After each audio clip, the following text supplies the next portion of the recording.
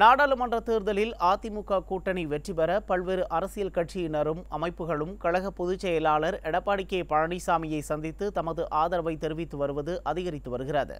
வரவிருக்கின்ற நாடாளுமன்ற தேர்தலில் அதிமுகவிற்கு பல்வேறு அரசியல் கட்சி தலைவர்களும் அமைப்புகளும் தொடர்ந்து கழக பொதுச் செயலாளரை சந்தித்து ஆதரவு தெரிவித்து வருகின்றனர்.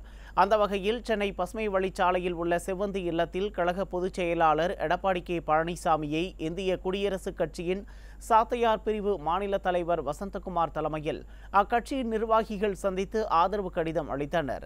இதேபோல் சிங்க முத்தரையர் முன்னேற்ற சங்கத்தின் மாநில தலைவர் ராஜீவ்காந்தி தலைமையில் அந்த அமைப்பின் நிர்வாகிகள் கழக பொதுச் செயலாளரை நேரில் சந்தித்து ஆதரவு கடிதம் அளித்தனர். அப்போது முன்னாள் அமைச்சர் OS மணியன் உடன் இருந்தார்.